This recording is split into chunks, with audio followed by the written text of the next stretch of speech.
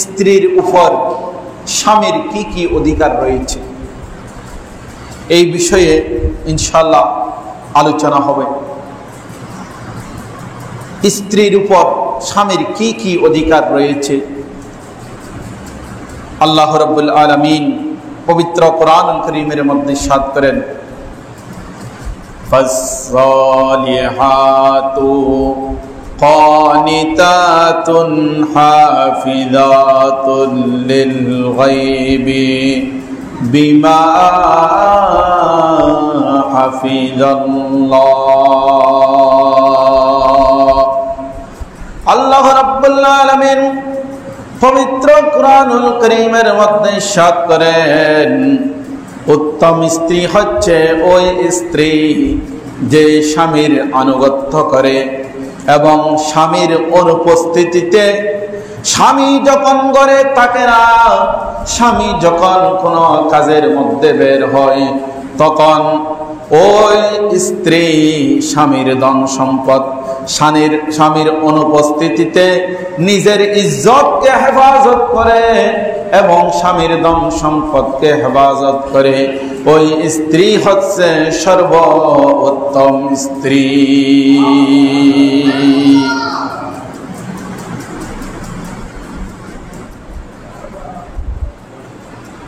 আল্লাহর রাসূল পাক সাল্লাল্লাহু আলাইহি ওয়াসাল্লাম হাদিসে পাকের মধ্যে ইরশাদ করেন যে এই হাদিস কানা মিশকাত শরীফের 281 নম্বর পৃষ্ঠার মধ্যে এই হাদিস কানা বর্ণিত হয়েছে।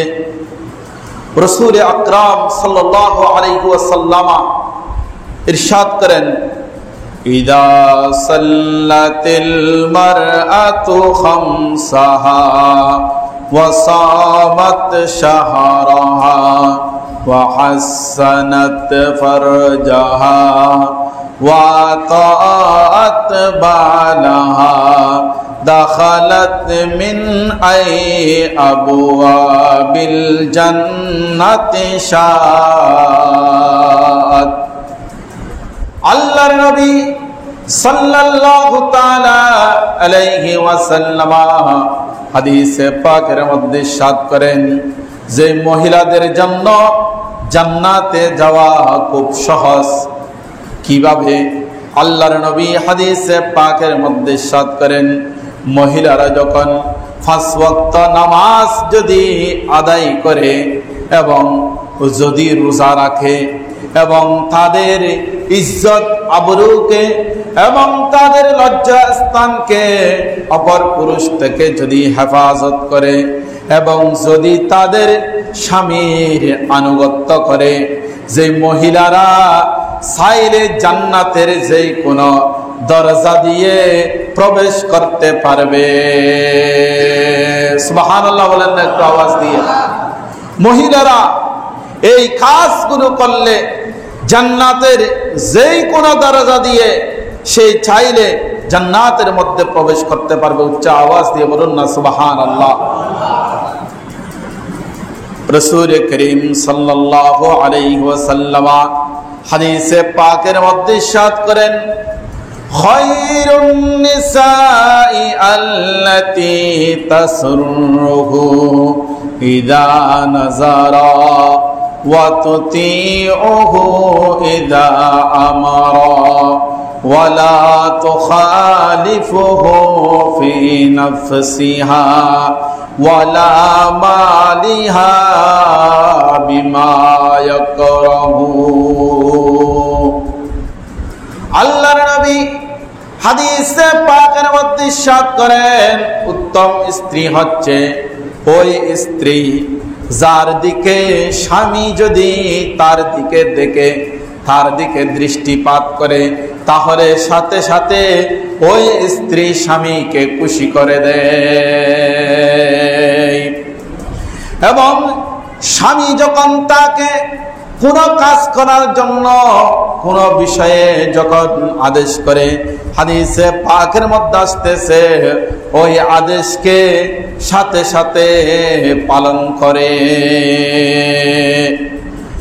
আল্লাহর নবী আরো বলেন, ওয়ালা তুখালিফুহু ফি নাফসিহা ওয়ালা বালিহা বিমা ইয়াকরাহু, সেই নিজের ব্যাপারে এবং কোনদিন স্বামীর বিপক্ষে যায় না, নিজের ব্যাপারে কোনদিন স্বামীর বিপক্ষে গিয়ে দাঁড় করাই হয় না, এবং ওয়ালা মালিহা বিমা ইয়াকরাহু, হাদিসে পাকের মধ্যে আসতেছে স্বামী যেই জায়গাকে অপছন্দ করে, তার সম্পদ যেই জায়গার মধ্যে ব্যয় করাকে অপছন্দ করে, ওখান থেকে যেই স্ত্রী বেঁচে থাকে ওইটাই হচ্ছে সর্বোত্তম স্ত্রী। আরেকটা আওয়াজ দিয়ে বলেন না সুবহানাল্লাহ। হাদিসে পাকের মধ্যে আসতেছে স্বামীর ইজ্জত, স্বামীর কদর স্ত্রীদের কাছে কতটুকু। হাদিসে পাকের মধ্যে রাসূল আকরাম সাল্লাল্লাহু আলাইহি ওয়াসাল্লাম ইরশাদ করেন, লাউ কুনতু আমিরান আহাদান আইয়াসজুদা লি আহাদিন লা আমারতুল মারআতা আও তাসজুদা লি যাওজিহা। এই হাদিস কানা ইমাম তিরমিজি রাহমাতুল্লাহ আলাইহি তিরমিজি শরীফের মধ্যে বর্ণনা করেছেন। এই হাদিস কানা মিশকাত শরীফের 281 নম্বর পৃষ্ঠার মধ্যে এই হাদিস বর্ণিত হয়েছে।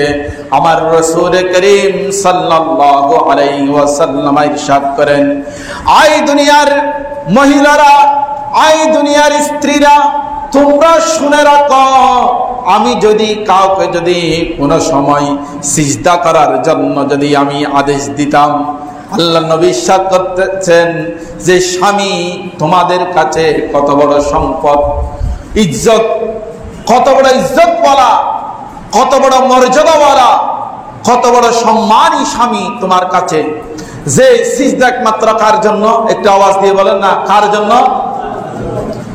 সিজদা একমাত্র এই কপাল ঝুঁকবে একমাত্র আল্লাহ রাব্বুল আলামিনের জন্য। একটু আওয়াজ দিয়ে বলেন না, কার জন্য? আল্লাহর জন্য। আল্লাহর নবী বলেন, যদি আমি আল্লাহ ছাড়া কাউকে যদি সিজদা করার জন্য যদি আমি আদেশ দিতাম, তাহলে আমি স্ত্রীদেরকে আদেশ দিতাম যে তোমার স্বামীদেরকে তোমরা সিজদা করো। সুবহানাল্লাহ, আল্লাহু আকবার। তার মানে আল্লাহর পরে স্ত্রীদের জন্য স্বামীর স্থান করে দিয়েছেন। এবং আরেক হাদিসে পাকের মধ্যে আছে, যদি আমি কাউকে যদি সিজদা করার জন্য আদেশ দিতাম, তাহলে পিতামাতাকে, সন্তানকে আদেশ দিতাম যে তোমাদের পিতামাতাকে তোমরা সিজদা করো, এই আদেশ দিতাম। আল্লাহু আকবার। এমনকি হাদিসে পাকের মধ্যে আসতেছে রাসূল করিম সাল্লাল্লাহু আলাইহি ওয়াসাল্লাম ইরশাদ করেন, ফাওয়াল্লাযী নাফসি বিয়াদিহি লা তুআদ্দিল মারআতু হাক্কা রাব্বিহা আযযা ওয়া জাল্লা হাত্তা তুআদ্দিয়া হাক্কা যাওজিহা কুল্লিহি। আল্লাহর নবী হাদিসে পাকের মধ্যে ইরশাদ করেন, যতক্ষণ পর্যন্ত কোন স্ত্রী তার স্বামীর হক আদায় করতে পারে নাই, তার স্বামীকে খুশি করতে পারে নাই, তার স্বামীর হক যতক্ষণ পর্যন্ত কোন স্ত্রী আদায় করতে পারে নাই, সেই তার প্রভুর হক আদায় করতে পারবে না। সুবহানাল্লাহ বলেন না। আগে স্বামীর হক আদায় করতে হবে। যতক্ষণ পর্যন্ত স্বামীর হক আদায় করতে পারে নাই, ততক্ষণ পর্যন্ত আল্লাহর হক আদায়, একটু আওয়াজ দিয়ে বলেন না, আল্লাহর হক আদায় হবে না।